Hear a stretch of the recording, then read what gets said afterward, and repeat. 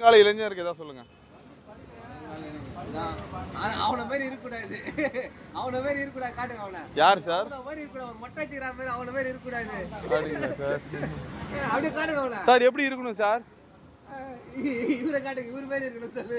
அப்படிங்களா சார்? ஏதாவது தீபாவளி சொல்லுங்க சார் மக்களுக்கு. சார் தீபாவளி தமிழ்நாட்டில் கொண்டாடவே கூடாது சார். ஏன் சார்? ஆமா சார்.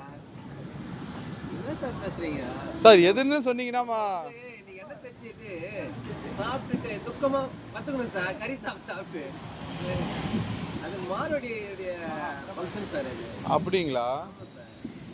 தீபாவளின்னு மழை பெய்யுது அழுது நராசூர் சத்து நாள். ஓஹோ, வேற என்ன சார் கொண்டாடலாம்? நராசூர் யாரும் சாவடிக்க முடியாது. யார் சாவச்சா? நராசூர். ஓ, அம்மா தான் சாவச்சாங்க.